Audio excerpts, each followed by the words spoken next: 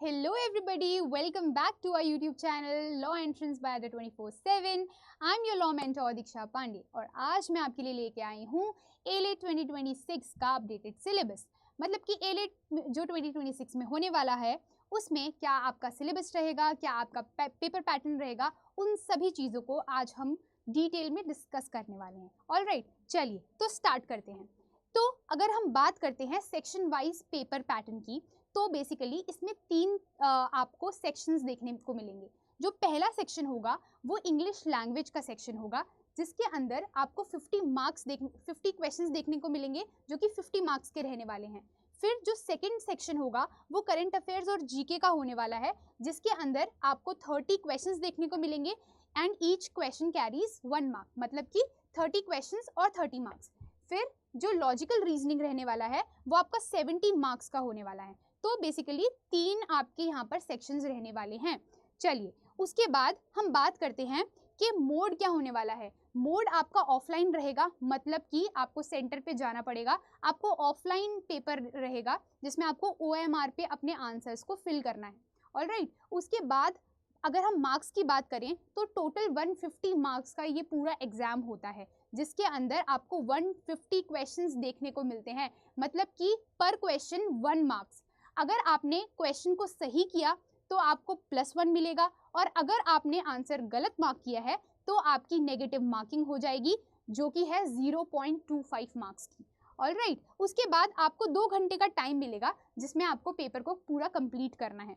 In case अगर आप PWD candidate हो तो आपको 40 मिनट्स एक्स्ट्रा मिलने वाले हैं। ऑलराइट, उसके बाद हम बात करते हैं पर्टिकुलर सिलेबस की कि ईच सेक्शन में आपको कौन कौन से चीज़ें कवर करनी है एज अ सिलेबस।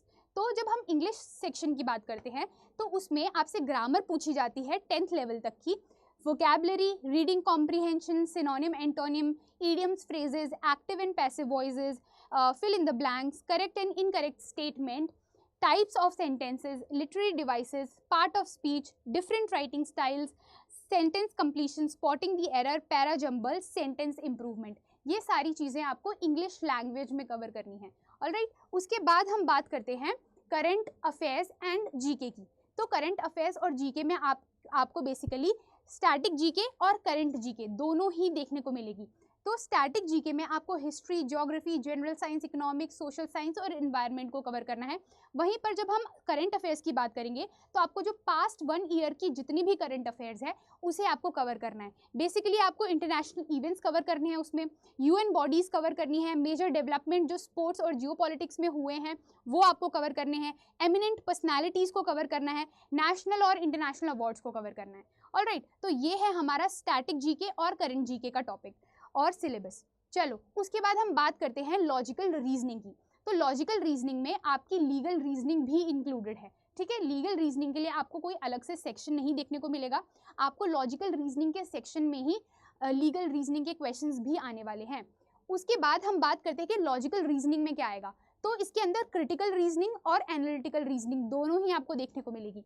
तो क्रिटिकल रीजनिंग में statement and assumption, statement and argument, conclusion from statements, assertion reasons, argument, strengthening और weakening an argument, inference based questions, relationship, number test, ये सारी चीज़ें देखने को मिलेंगी। cause and effect, relationship, syllogism, analogy based questions, direction and distance problems, decoding and coding, फिर puzzles, blood relations, sitting arrangement, ranking and analogy। तो ये सारी चीज़ें आपको कवर करनी है। ये सारे के सारे टॉपिक्स आपको लॉजिकल रीजनिंग और क्रिटिकल रीजनिंग में कवर करने हैं। उसके बाद हम बात करते हैं लीगल रीजनिंग की। तो ये एक लॉजिकल रीजनिंग का ही पार्ट है, अलग से आपको नहीं देखने को मिलेगा इसका सेक्शन।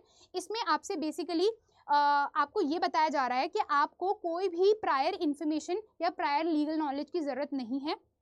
ये आपका एक तरीके का लॉजिकल एप्टीट्यूड ही टेस्ट करेंगे, जिसमें आपको प्रिंसिपल फैक्ट बेस्ड क्वेश्चंस आने वाले हैं। लेकिन आपको जो तैयारी रखनी है वो इन सारे टॉपिक्स की रखनी है, क्योंकि इन सारे टॉपिक्स से ही क्वेश्चंस बनते हैं लीगल रीजनिंग में। तो आपको उसमें कॉन्स्टिट्यूशन कवर करना है, लॉ ऑफ टॉर्ट्स कवर करना है, law of contracts, criminal law, property law और इंटरनेशनल लॉ, इन सारे सब्जेक्ट्स को आपको कवर करना है फॉर योर लीगल रीजनिंग। ठीक है, तो यही है आपका पूरा सिलेबस और पेपर पैटर्न जो आपको A-LET में कवर करना है, A-LET 2026 के लिए for 5 year integrated law program. और अगर आप चाहते हैं कि आप हमारे साथ जुड़ के तैयारी करें और अपनी तैयारी को और बेहतर और मजबूत बनाएं, तो आप हमारे इन कोर्सेज को भी एक्सप्लोर कर सकते हैं। ये महापैक हैं जिसमें आपको क्लैट, एलेट और बाकी जितने भी ओलेट एग्जाम्स हैं उन सभी का एक्सेस मिल जाएगा। आप फॉर एक्स्ट्रा मैक्सिमम डिस्काउंट आप मेरा कोड DP01 भी यूज़ कर सकते हैं।